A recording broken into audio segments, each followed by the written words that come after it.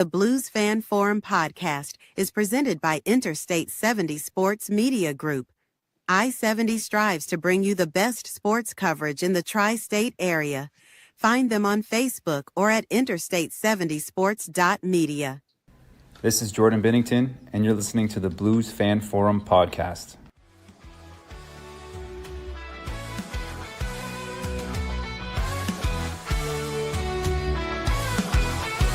Skating on the ice, under St. Louis city lights, where the Blues play with all their might. Jordan Cairo, fast on the attack, but defense falters, gotta cut him some slack. In rubber tongues, we find our glory. His skills shine, the team's best story. St. Louis Blues, we wear the crest. In Jordan Bennington, we put our trust to the test. On the ice, we fight, and we must, for the city we love. In the blue, no we'll thrust.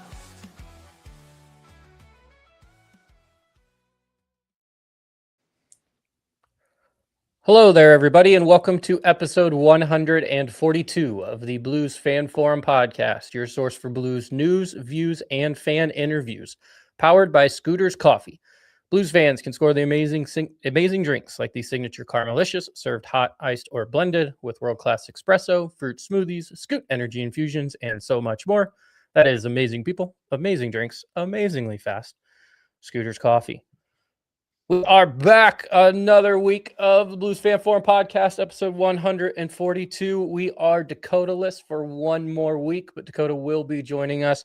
I will say next episode, probably not next week because it's Christmas week and we're most likely going to take off. The NHL's taking off, so we're going to take off as well.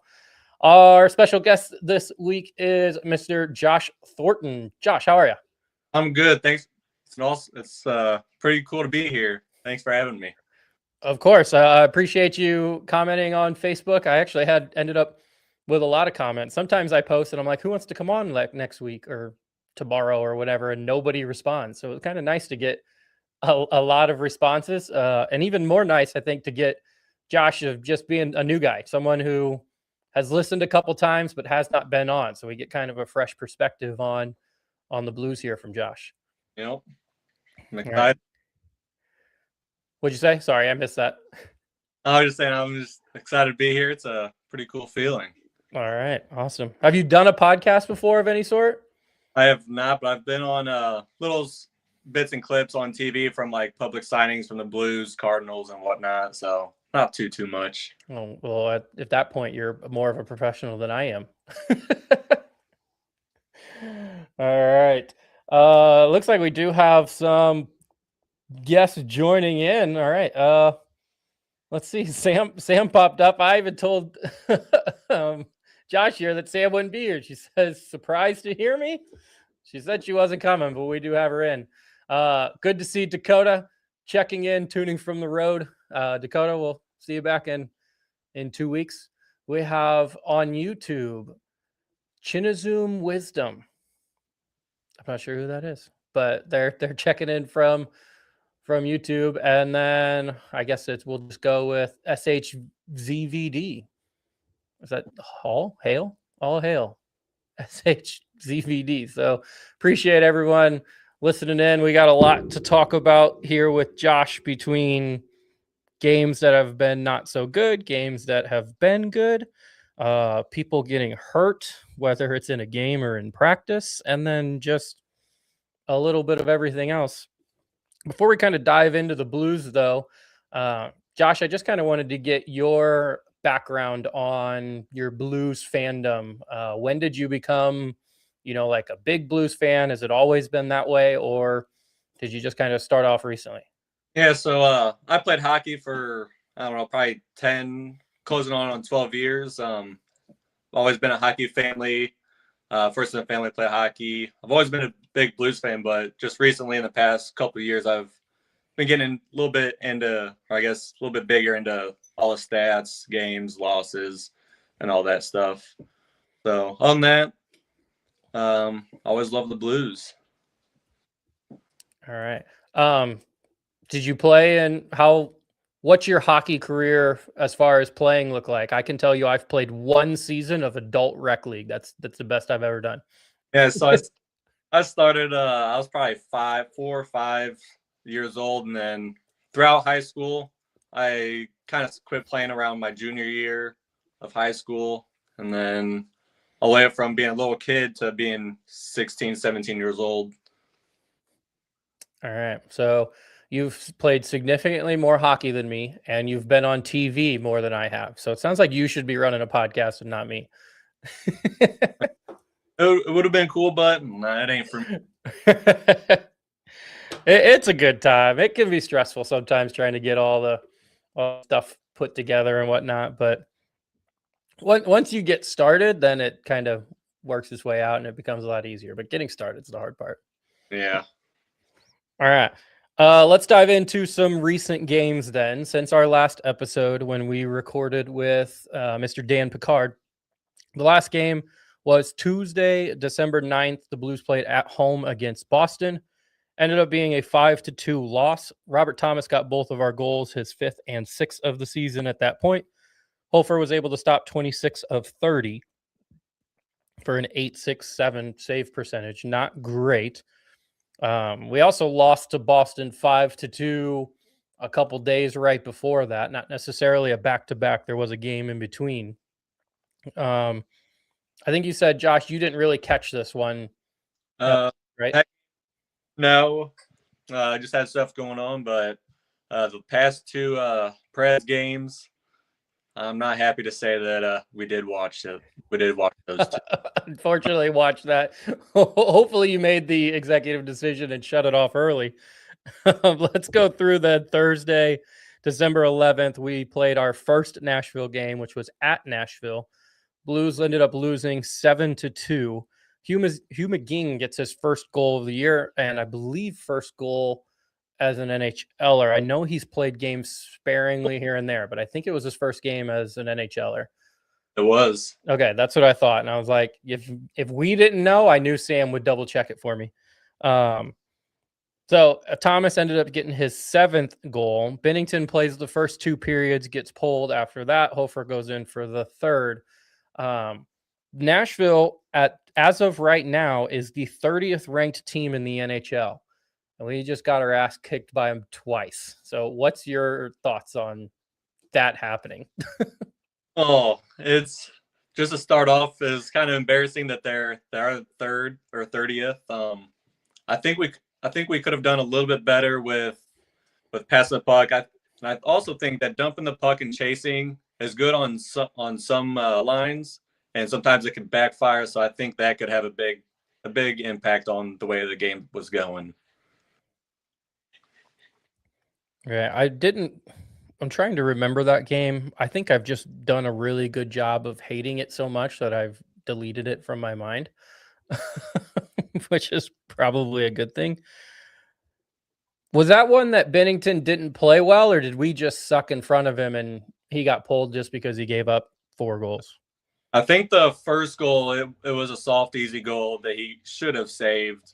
The second goal, I don't remember too well. And then after, I think like 3rd period, I think that's kind of where I just kind of dozed off and didn't pay too much attention, unfortunately.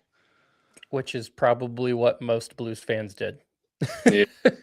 Well, let's get to bright and happier places then. Because after Thursday, on Friday, we had, and this was December 12th, a home game against the Chicago Blackhawks. Blues end up winning 3-2.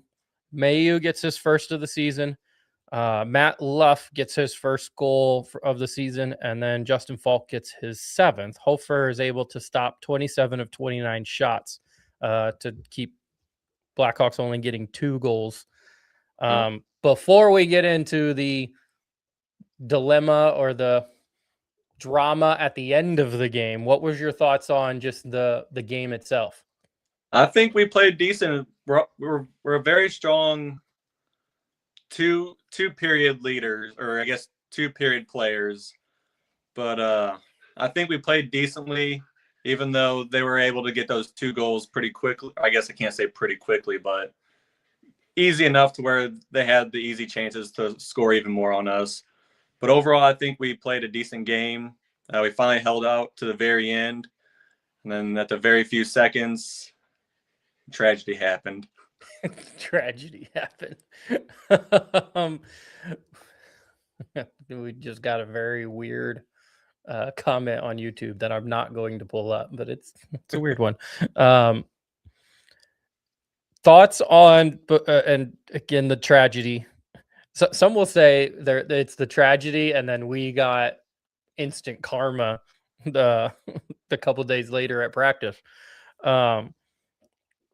When the Blackhawks scored towards kind of the middle or end of the third period, did at any point in your mind just go, oh, here we go again, 2-goal lead disappearing, they're going to score, and we're going to go into overtime?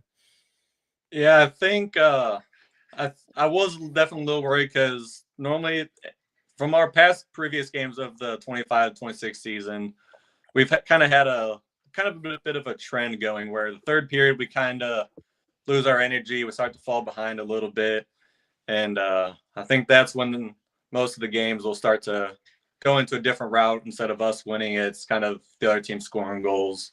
So I was definitely a little worried from it. But thank God we held off. That's all I can say about it so far. All right. And then one more question from you, just because I know we're going to spend some time on the Bedard injury. So I wanted to get to this first. With your more of a hockey background than me, the Blues seem to have a problem with second period. And it seems to be that long change of we get stuck in our zone and don't have that ability to have that long change. Now, I know you played up till about the middle of high school. Yeah. So what was your any thoughts on that change being difficult? And I know you're comparing like middle of high school to NHL, which is completely different, but just any thoughts on that? Yeah, so from what I remember, going into the second period, everyone's still feeling confident. It could be a 3-1 lead. It could be a 2-0 lead. Everyone's still confident. There's still 40 minutes left to play.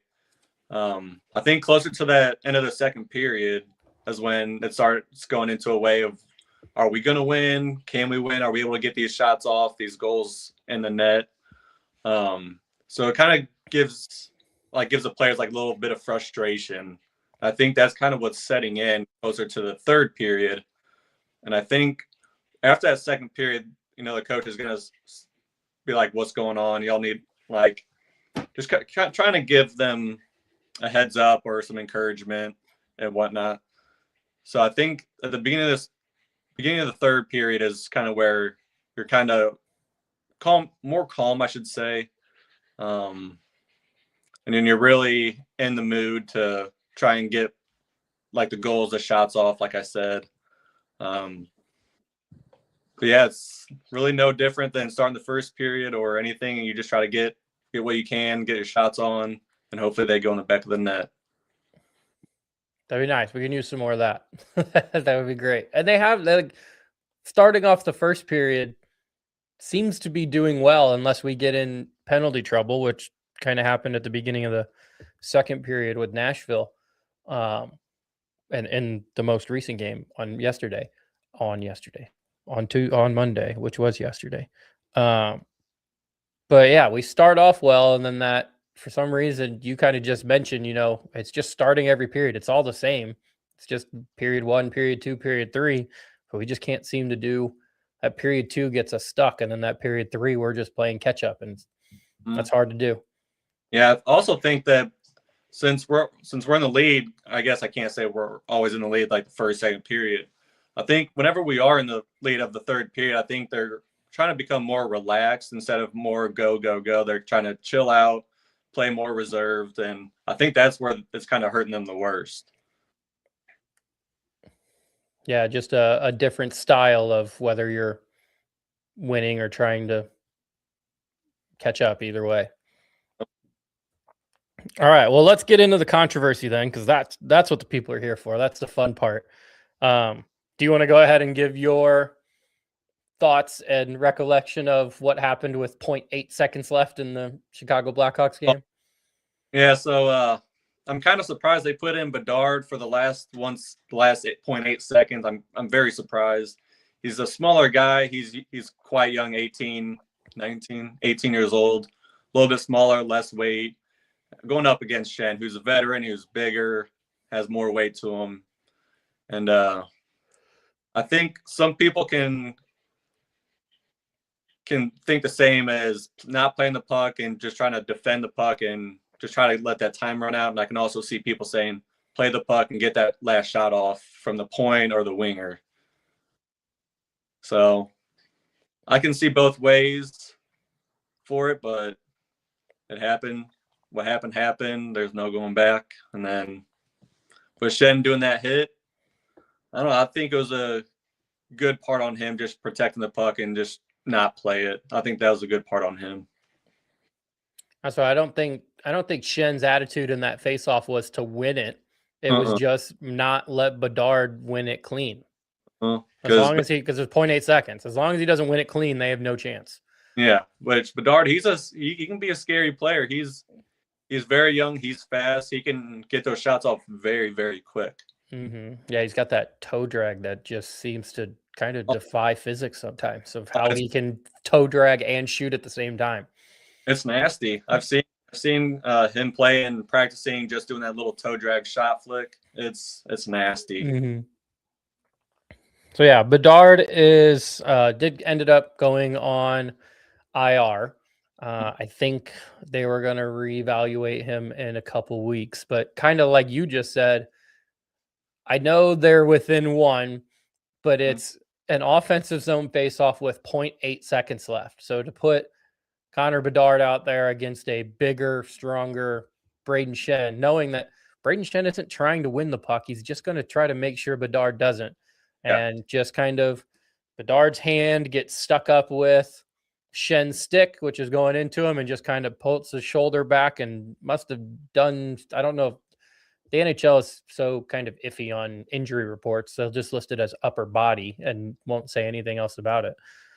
So upper body injury, Bedard is out. Chicago Blackhawks played the next night and ended up getting shut out, which is kind of funny. So they lost to us 3-2 and then got shut out in their next game. I didn't pay attention to who they played. Oh, I did not see it. No. Yeah. So, but I've watched that clip over and over and over again, and I still can't seem to figure out at what point was his shoulder really hurting? Because he was all the way up here, and if you just, I guess his arm just got pulled back a little bit too much. I'm not sure, but I've seen people say it's collarbone. I can see people saying it's just his shoulder, his arm. And then I followed the Blackhawks a little bit, and they haven't put out any statements on it yet either. So I did see in the Athletic article by the Chicago Blackhawks reporter, he did say that their coach labeled it a freak accident. That's a direct quote. So for the Blackhawks people out there blaming or accusing Shen of purposely trying to hurt him, he was purposely trying to make it hard for Bedard to win an easy faceoff. He's just trying to tie him up. He's not trying to win the puck, because there are, like you said, people who are saying he needs to go try to win the puck. I was like, no, he doesn't. Not in that situation. I mean, if you were Shen, would you want to would you play the puck, or would you actually defend it just like what Shen did? I mean, I think a lot of Blackhawk fans will say, "Oh, well, I'll just play it." And if they were in his situation on everything, I think they would protect the puck and not give the Bedard the chance to pull it back or shoot or pass it back to the point. Right. Yep. I agree with you. So that was Friday.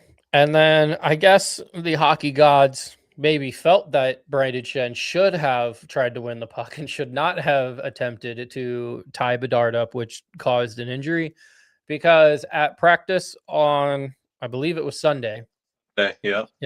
At practice on Sunday, we get the notification or the picture of Dylan Holloway being escorted off the ice, not being able to put any weight on his right leg of some sort.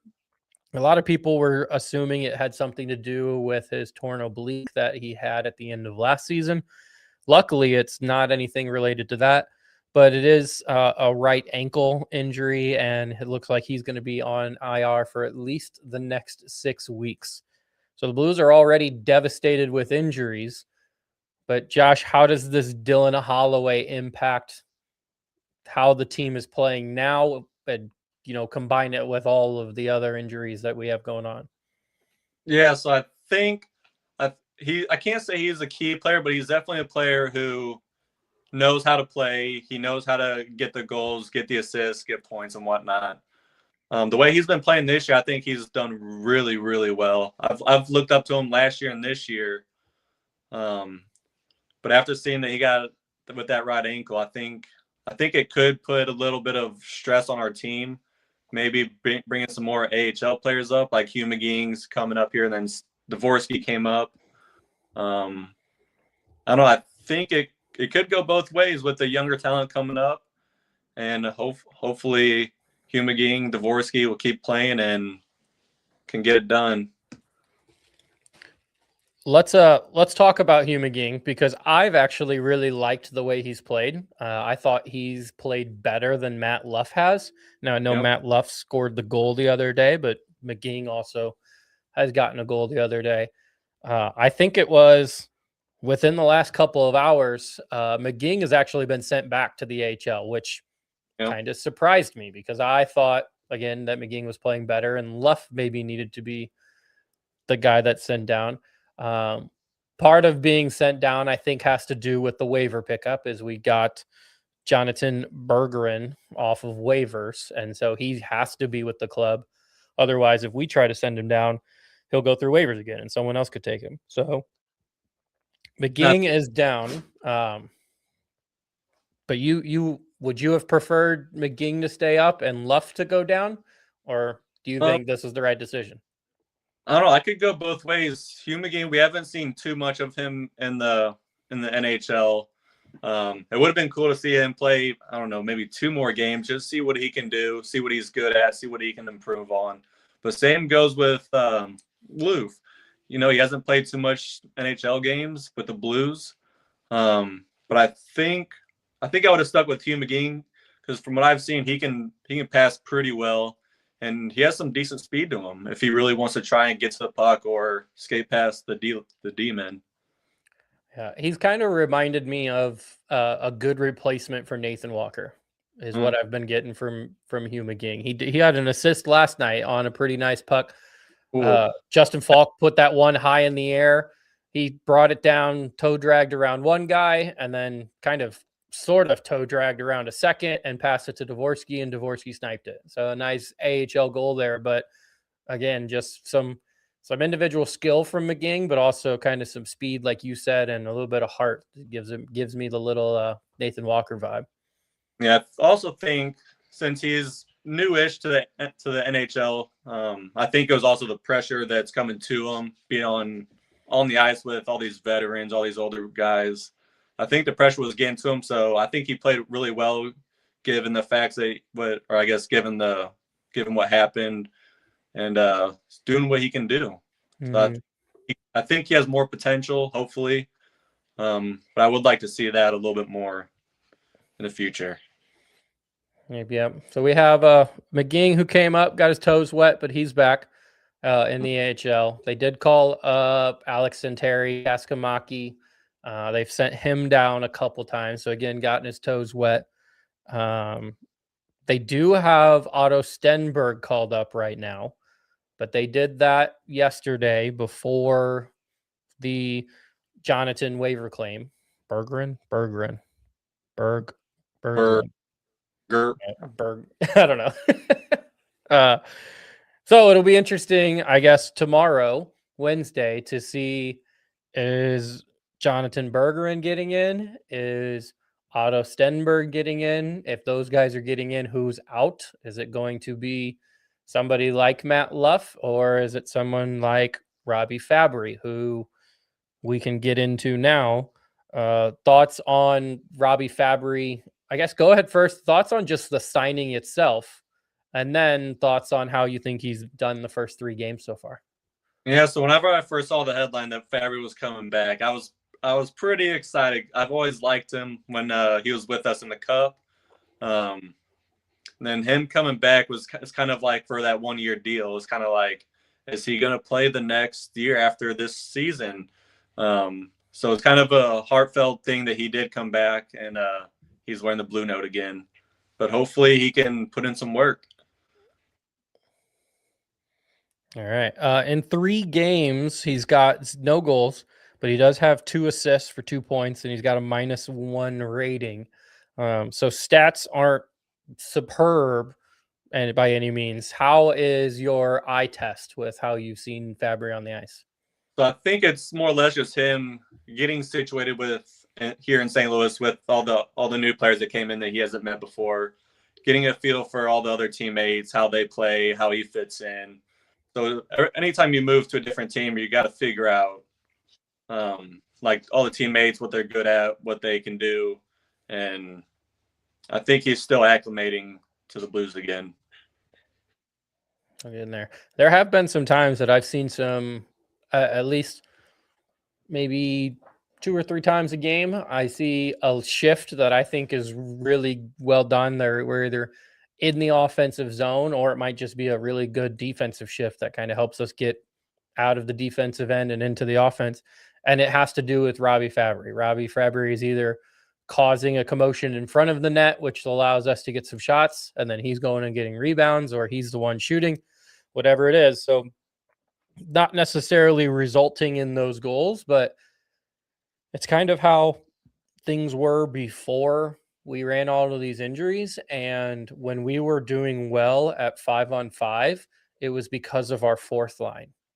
And I think Robbie is playing on the 3rd line, but it's that those bottom 6 lines that are driving our 5-on-5 play, even with some of these injuries. I do know, Thomas has gotten 3 goals in the last 4 games.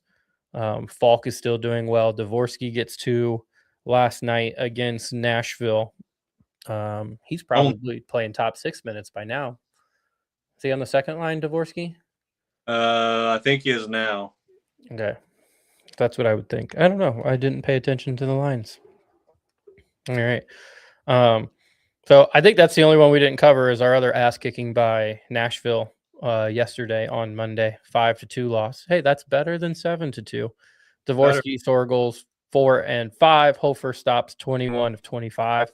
I honestly thought Hofer was going to get pulled after the second period because that last goal at the end of the second period was not good. I think he should have had that, and I think he should have had another one before that. So I thought he gave up 2 weak ones. Did you watch it? You watched the game last night? Yeah, I watched bits and pieces. I wasn't able to watch the entire thing, but I watched enough to know that I think Hofer is starting to look a little bit better than what he did at the beginning of the season, just letting in some soft goals. But I think since this season has already starting to come along, I think he's starting to get more confident. And I think he's starting to start more games, and I think he'll be a little bit better here in the upcoming games. Yeah, he was starting to. I agree. Like it's hard to get worse than how he started the year because that was really bad. But yes, definitely better. And looking forward to him continue some up. He's slowly moving up, but it's like up and then down and then up and then down. And there's been more good than bad recently. Last night being probably one of more bad, but then you look at Friday and it's one of the really good. So it's there. We just got to find the consistency. That seems to be the issue. Yeah, he's kind of like a mountain. He's going up and down. And it would be nice to see him to where he can just plateau off, or not plateau, but just kind of level off where he's getting really consistent saves and not letting in so many goals every game. I mean, other teams have been scoring too much besides that 2-7 loss. Mm-hmm. I think if we can get him to level off a little bit, I think we'll be a lot better in that. All right. You got anything else we covered a lot there. That was really good. Anything else for like most recent games before we kind of look to the future? I mean, other than our little bit of a list of our IR, of our injureds, would be cool to see some of those players back, but obviously we have to wait a handful of weeks to see our players like Kyrou, Snuggerud, Walker, and Bukestan to wait for them to heal up and see what they can do. Yeah, I will add the nice thing, Toropchenko back in the lineup yesterday. So that was nice. I know we lost Holloway for 6 weeks, which is a long time. But getting Toropchenko back, at least getting somebody back. Bukestad, I believe, should only be out a couple more days. He was concussion protocol. So he should be, when he got injured, it was, I think, listed exactly at 5 days. And so we're probably getting close to that. And last I saw, he was on a day-to-day basis or game-to-game. Yeah. So he should be back soon. The big one is you got a whole, our second line is injured between Holloway, Kyrou, and then you can throw Snuggerud. Snuggerud's been playing on the first line, but that's a whole top 6 line is injured for the Blues. And so you luckily are able to kind of throw Jake Neighbors up, and it looks like we're able to throw Dvorsky up a little bit, but it's still not the same as a Holloway or a Kyrou. Nope. So that's the big issue. All right, I'm going to read some ad reads because people tell me to do it. And Dakota hasn't texted me yet, which is surprising, but I figured he would text me and tell me to do ad reads or comment on here and say, don't forget your ad reads. But we're right at the 30th-ish minute mark, so we'll do it. All right, we told you about scooters earlier. If you guys have the chance, make sure to check out Scooters on Highway 143 and Troxler Way in Highland, or Vandalia Street and Indiana Avenue in Collinsville. If you cannot check those out, you can check out the other 30 locations in the greater St. Louis area. That is amazing people, amazing drinks, amazingly fast Scooters coffee. You got a Scooters coffee around you? I do. I have one off Highway K and then one off Church Street in St. Peter's. There you are. Both of those two grasses. Are you avid coffee drinker? I'm not. Okay. Coffee, but all I do is I cut their grass. That's about it. All right. Well, they should pay you in coffee, at least the chocolate coffee, because it's good and it doesn't really taste. It's got some coffee, but it's got chocolate. A few times they've always given me one. There you go. All right. We also have Hughes Custom Design. They are a family-owned and run small business that is operated out of Maryville, Illinois. They specialize in laser-cut, hand-painted signs, and they have options that are typically ready upon request, and they can complete almost any request for custom jobs. So check out Hughes Custom Design on Facebook. You can just shoot them a picture of a design that you would like, and he should be able to laser cut it, hand paint it, ship it off to you. Also comes with LED lights on the back, so it looks pretty cool. That is Hughes Custom Design on Facebook. And then our last one is Imprint Labs. They specialize in bringing your brand to life with custom laser engraved Richardson hats and vibrant custom sublimated metal prints. Whether you want to make a statement with high quality headwear or showcase your designs on eye-catching metal art, they deliver precision, durability, and style every time. Elevate your brand with Imprint Lab, where your vision meets our craftsmanship. So that would be my hat here. I think my favorite thing are these metal signs. These things are cool. So metal, St. Louis Blues, championship signs, got stickers on the back, so I could put it on the wall if I wanted to. But they can do almost anything. Metal can koozie. It's got my logo on it. They got a little bit of everything. This mouse pad that I have right here at the Blues logo and my logo on it. So if you my made up logo for them is, if you have shit and you want it on shit, they're your people. So that would work. Do you own your grass cutting business, Josh? Yeah, so it's more or less me and my dad's business together. He started it when I was super young, and then now he does two of the scooters in St. Peter's. All right. Well, if you need some merchandise, if you need some hats or some shirts or just anything, reach out to Imprint Labs. They'll hook you up. He needs some. He needs to advertise it. There you go. I'll send you.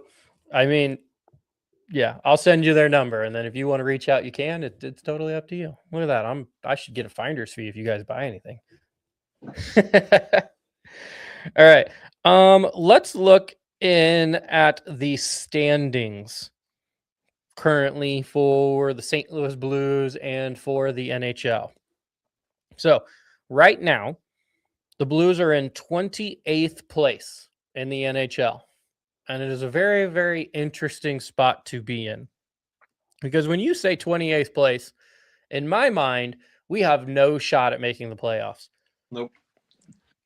But luckily, because the Western Conference is so bad, 28th place, we've played 34 games and we have 31 points.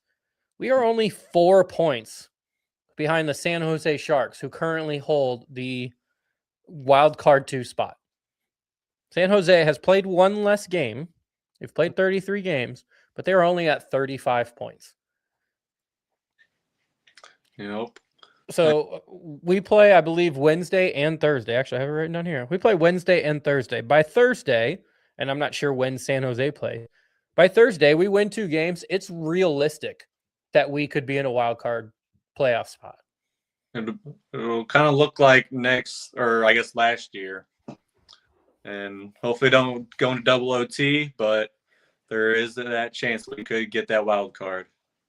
Does that just seem like crazy that that's even a possibility that we could still make the playoffs and fairly easily still make the playoffs? So it is kind of crazy. It's interesting. It's fun. Anything can really happen. I mean, if you look at last year's, we went on that, what was it, 13? 12 game streak, and we clutched that wild card spot, and then we were playing against the Stars. Yeah, the Stars, and they were the President's Trophy. We played the Jets, and yes, they were the President Trophy winners last year. Yep. And took them to double overtime, and so I think anything can still happen, and it could look like 2019 again when we were in dead last, and then we went on another 9, 10, 11 game, something like that, win streak, and ended up winning. So anything could realistically happen. So it's fun and exciting, and it's scary. I wonder, thinking of it seems like you have a very positive mindset. So I'm going to go positive mindset with this as well.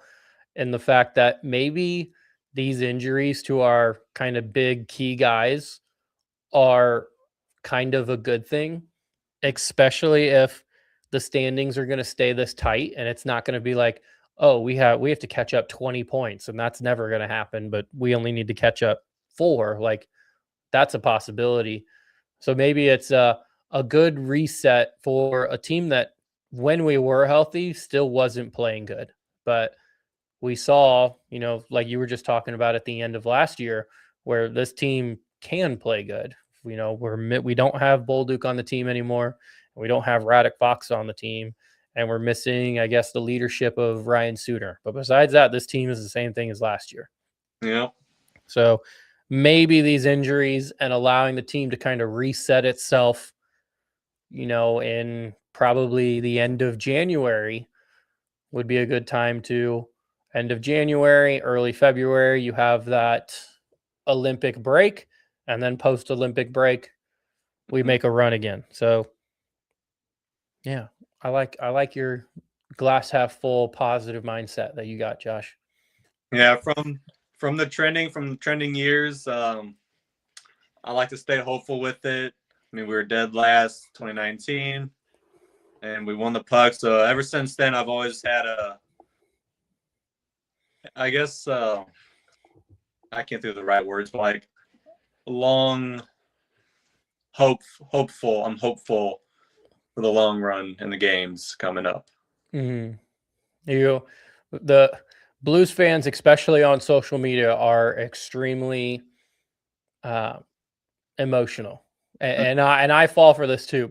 Sometimes, I'll be honest. Sometimes I fall for it because I'm like, man, this team sucks. I hate this team. Sometimes I just post that stuff on Facebook because I know people will comment on it, and I need people to kind of rile it up, get some comments, get some likes, whatever it is. Kind of fun. Yeah, exactly. So yeah. So glass half full outlook. Josh's positive outlook here is we are only 4 points away from being in the playoffs. The crazy thing that I find is we are 4 points away from being in the playoffs, but we are also 4 points away from being the last place team in the whole NHL. Right now, Vancouver has played 32 games. So they still have 2 more games to play to compared to our 34. And they are at 27 points. And we're at 31. I think they're at like 12 and 15 right now, which we're kind of the same way, but we only need that 4, and hopefully we can get those 4 points made up here soon. Yeah. Well, what's helping us the most is those 7 overtime losses, which I know have been very painful for us to watch, but they are at least a point each. Like, at least we didn't lose and we lost in overtime, so we got a point, which is helping us be closer to the playoffs than someone like Vancouver. Mm-hmm. So one of the things that's really keeping us close to the bottom of the league, but also still close to the playoffs, is the fact that the Western Conference is just pretty not great at hockey. We have the big teams. Colorado is dominant. Dallas is still good. Vegas is doing fine. Edmonton is not doing very great, but I do think they are still in a playoff spot just because the Pacific is worse than the Central. But an interesting stat, I mentioned that San Jose is currently in the wild card 2 spot for the Western Conference with 35 points. There are 4 teams in the East that have more than 35 points and are currently not going to make the playoffs in the East. Mm-hmm. So I guess looking at it's Pittsburgh, New Jersey, Florida, and the Rangers. Pittsburgh and New Jersey have 37 points. Florida and the Rangers have 36 points. So I'm going to give you a hypothetical here, Josh. If this continues and you're looking at in the East, Pittsburgh, New Jersey, Florida, and the Rangers all having more points at the end of the season than someone like the San Jose Shark who get our wild card 2, do you still agree with the way that the playoffs are constructed and where it's 3 teams from the Pacific, 3 teams from the Central, 3 teams from the Metro, and 3 teams from the Atlantic? Or would you say pick the top best 16 and it doesn't matter what conference they play in? Yeah, I like to pick the best top 6 teams. Doesn't matter the conference. I think that's the way it should be, because it gives everyone an equal shot at going against everyone instead of just going from you're going to play this specific team, you're going to play this specific team. And I think it should just be one big area on teams playing basically anyone. So I'm not a big fan of the Eastern Conference and the Western and whatnot. Never really have been a fan of it, but it is what it is for right now. Hopefully it would change, but I don't see it happening. Yeah, I don't expect it to change either, but that is always a discussion, and it happens. That discussion pops up more when you have things like what's going on right now of 4 teams that are better than teams in the West that would technically, if the season ended today, not make the playoffs, despite them being quote unquote better teams. They would fill in the top 16 where San Jose is probably like, let's see, probably 20th. They would be ranked 20th and still making the playoffs. So interesting thought. Thanks, Josh. Oh, I wanted to go over injuries. You want to talk about injuries? That would be fun. We love injuries. We mentioned Holloway. We talked about Holloway. You brought up, we've already kind of dove into Kyrou. We've talked about Walker, Sundqvist, Torpchenko, or not Sundqvist. Sundqvist surprisingly is not hurt yet. I'm sure at some point he will get hurt. And it's only a matter of time.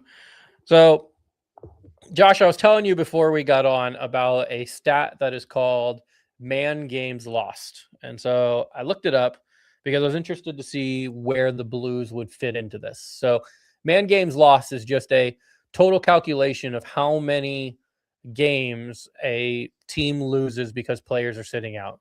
So think of last night's game on Monday. We had no Jordan Kyrou, no Dylan Holloway, no Jimmy Snuggerud, no Nathan Walker, no Nick Bukestad. I think that's the 5. So last night we acquired 5 man games lost because we lost 5 games of those guys should be playing. Yeah. I really thought the Blues would be high on this list because we're talking about all the massive injuries that we have. But the Blues were actually ranked 29th on this list, meaning we have the 29th least man games lost as far as regular NHL teams. Does that kind of come as a surprise to you when I go over that? Yes and no, only because I feel like some of our, I guess, higher end players, like, I mean, just like Kyrou, Snuggerud, I think that being 29th is, I mean, it still could be a good thing, and it's also a bad thing. You know, we have those players that's missing out. They're not getting any playing time. They're not getting all the shots and goals that they should be getting. So I don't know. It's definitely an interesting topic to talk on, but I'm hoping that some of these other players, like on different teams, can make a comeback and get these players off the injured reserve list, start playing, and see how all the teams are completely fully staffed and put together. That would be nice. Sometimes I play franchise mode on NHL and I turn injuries off. And that seems like what we should do right now is just, can we just turn them off? That'd be nice. Unfortunately for the NHL, maybe fortunately for us, although all of these teams, except for one of them, are in the East, the teams that lead the league in man games lost are actually all teams that are either in the playoffs or very close to the playoffs. So the team that leads the league right now in man games lost is actually the Vegas Golden Knights. Now, part of that is because I do think it's still calculating Alex Pietrangelo in that, who is not playing at all this year. So that's, a hurt one. But they have missed their starting goaltender, Aiden Hill. They are down William Karlsson. They're down defenseman Jeremy Lazan. And they just lost recently Pavel Dofeyev, who I know is a pretty good goal scorer, but I don't know if he's out long term, but he just got hurt actually 2 days ago, I think 3 days ago. So we kind of talk and, bitch and moan about losing Kyrou and losing Holloway and losing Snuggerud and losing Nathan Walker, but we're talking about a starting goalie, Petro, a number 1 defenseman, and William Karlsson, who I think was maybe playing on their middle 6 and not necessarily their top 6, but that's still good players that the Vegas Golden Knights have lost. Yeah. And it's kind of scary thinking that since they are off the list, how dangerous can they be when they're all healthy? And it just goes to show that one person doesn't make the entire team, but also can. Because once they come back, I think the Golden Knights could be a little bit more scary to play since they got, Pietrangelo on their team. Mm-hmm. So I don't know. It's kind of fun to think about. All right. Well, I think the big one is Florida. Florida's been without Alexander Barkov and without Matthew Tkachuk for all season. And I think they are without them all season. I don't think they're coming back. But those are 2 of the best players in the NHL. And Florida is 2 points out of a playoff spot in the East. So it's like they're missing their 2 highest paid best players. And they're still killing it. So even without Tkachuk, they're still a very scary team to play, even without him. But I think, I can't say once, but if he comes back this year, or once, whatever he does, I think he can make a big impact on the way that they play. So we'll see. Yeah, well, it's going to be hard for Florida to make a 4th straight Stanley Cup Finals. That would be absolutely nuts. And that's probably why they are injured, is their bodies are just worn out after going to 3 finals in a row and winning 2 of them. I mean, with the playoffs being even more physical, that it could realistically have a toll on their bodies after doing 4 straight runs. Right. And I don't know. Yeah, it's crazy. The last team I wanted to bring up is the other team, in Florida, and that's the Tampa Bay Lightning. They're currently without Victor Hedman, number one goalie or number one defenseman. And they are also without Vasilevsky, their all-pro goaltender. So two big names, again, that Tampa Bay is missing, and Tampa Bay is in the playoffs right now, I'm pretty sure. Yep. So, the Blues have some injury woes right now. We're kind of getting hit with these injuries all at the same time, it seems like. But it's not just us. Like there's a lot of major injuries across the league, which is unfortunate. Yeah. All right. Let's get your thoughts on the next few games before Christmas break here.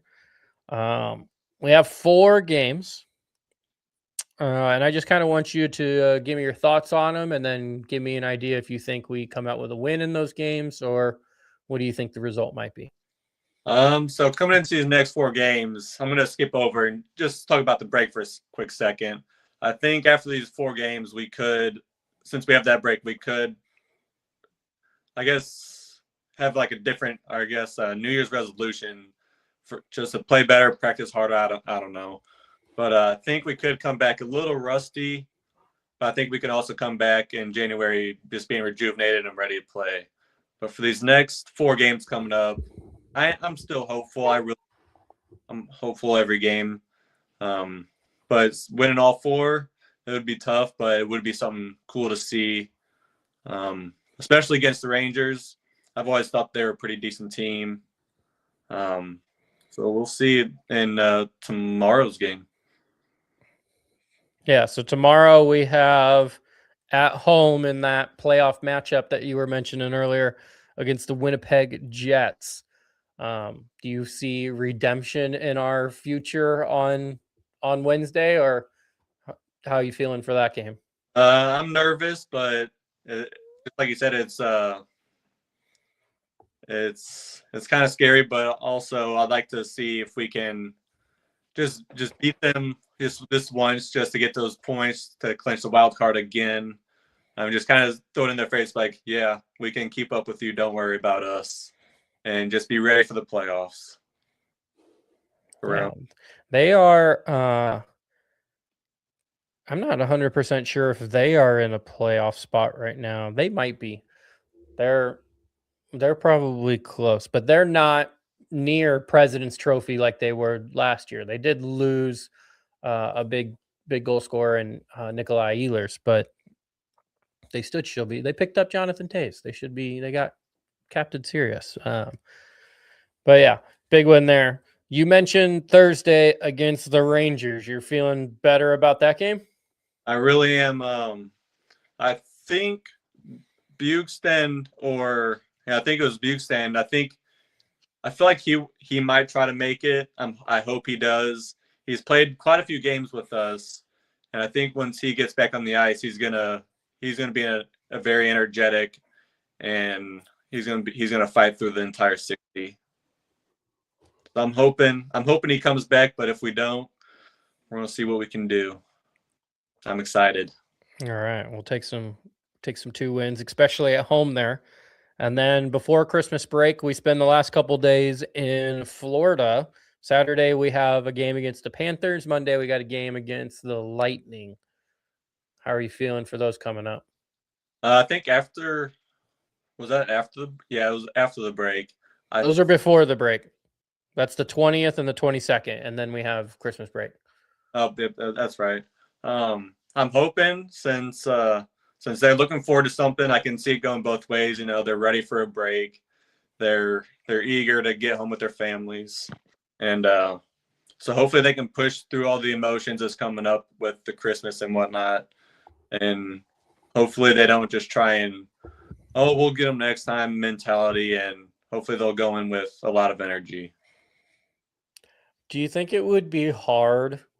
I guess put yourself in the shoes of these NHL players. You're in St. Louis on Thursday. On Friday, they probably hop on a plane and fly down to Sunrise, Florida on, near Miami, or pretty much in Miami, Florida. They're in Miami Saturday. They might even still be in that area Sunday. Or Sunday, they probably hop on a flight and go to Tampa Bay. Is it going to be hard after a 2-game road trip in Florida to return to St. Louis in December 23rd?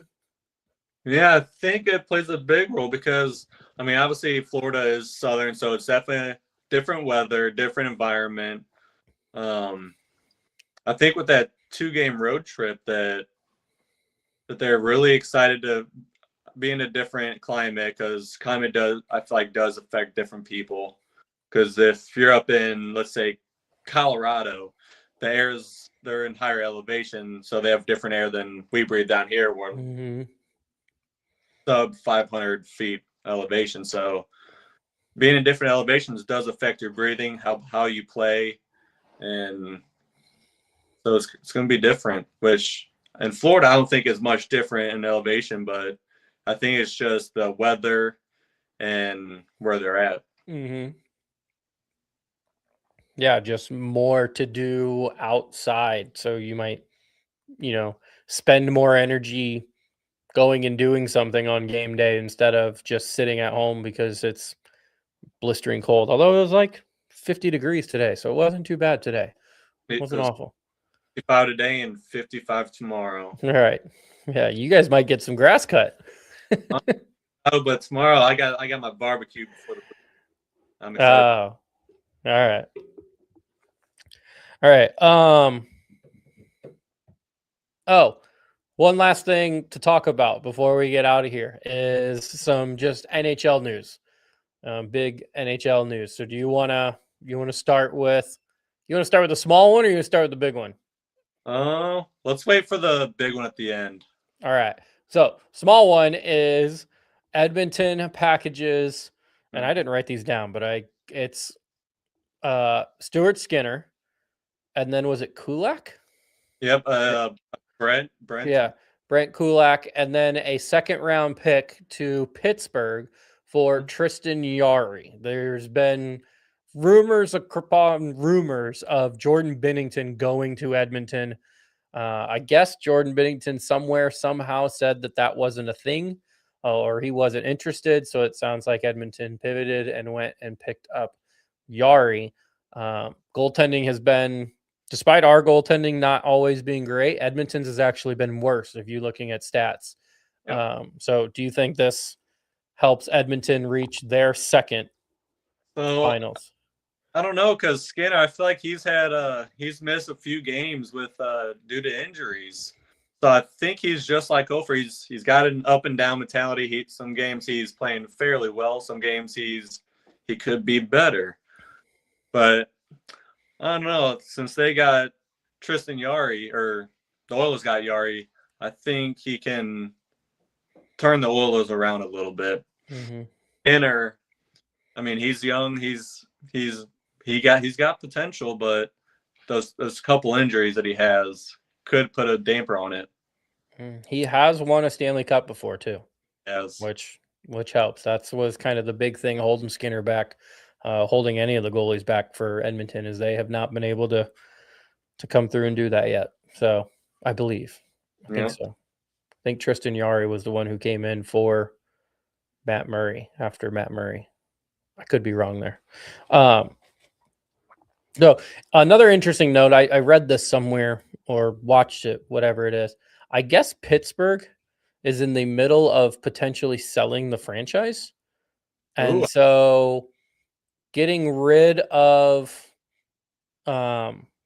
Tristan Jarry, who had a couple years on his contract left, and bringing in Stuart Skinner, who only has 1 year, and Brett Kulak, who only has 1 year, might entice more buyers, just because they're like, oh, well, we have these massive contracts, but they're gone next year. So it's really not going to affect, my dollar amount that I'm putting into this business, is the way somebody mentioned it. Okay. We have, I don't know if you follow this account on Facebook. Do you follow the St. Louis Blues hockey memes? I do. Okay. So Brad is commenting and says that he should play because he's only 27, but his parents won't let him out. I did see that on the Facebook page. I did see. So he says, "Put me in, coach. Mom and dad is ready to play." So maybe, live scoop here. Maybe Brad will be joining the podcast in 2 weeks after Christmas if his mom and dad let him come out of the basement. Hopefully, I'll see what he can do. All right. Last one is this one kind of hurts the Blues in a way because the Minnesota Wild pick up Quinn Hughes from Vancouver in one of the biggest trades that we've seen in quite some time. Minnesota Wild essentially give up 4 first-round picks. They send Marco Rossi, a former first-round pick center. They send Zeev Buium, a former first-round pick defenseman. Yep. They send, what is it? Is it Liam Ogren? Ogren, something like that. Another first-round pick. And then they send their actual first-round pick for this coming up. Yep. So what was your kind of reaction or thoughts, Josh, on that move by Minnesota? So I kind of figured he was going to get traded, but to the Wild, I wasn't seeing it. I really thought he was going to go play with his brothers in Jersey, but I guess he went to the Wild, and apparently from what I've read that he forgot or left his hockey equipment with his brother or something. Yeah, one of his brothers. I read that too. Yep. So I thought he was going to go play for them. I'm guessing that Quinn is kind of disappointed in a way that he's not able to play with his brothers, but we'll see what he can do on the Wild. And along with Kirill Kaprizov, yep, another scary player. So you have Quinn Hughes playing as a D. He's a very scary defensive man. He's fast. He's got the puck skills, along with Kaprizov, who's just the same way but a forward. Yeah, that is 2 insanely talented NHL players that are now on the same team. It almost gives a little bit, and Minnesota Wild are now being compared to Colorado, so this kind of makes sense, but it gives like a McKinnon, Cale Makar feel, is they have their superstar forward and they have their superstar defenseman now, and can they just package the rest of it together? And I do want to talk just for a second. If Quinn Hughes did go to Jersey to play with his brothers, how scary could that line be with the 3 Hughes brothers? What do you think they could do? I don't know. Well, you would have Jack Hughes play center, and Quinn and Luke both play defense. Yeah. So you would have, imagine that like 3-on-3 lineup. That would be crazy. You got Jack Hughes centering, and you got Quinn and Luke out there, because Quinn Hughes is essentially another forward. I mean, Erik Karlsson in his prime played some time on wing because he was just that good. So I could see Quinn Hughes doing the same thing in like a 3-on-3 situation of, hey, you're going to be our winger in this situation.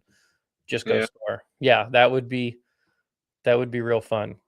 I did kind of want to add to that because I think that's still a possibility.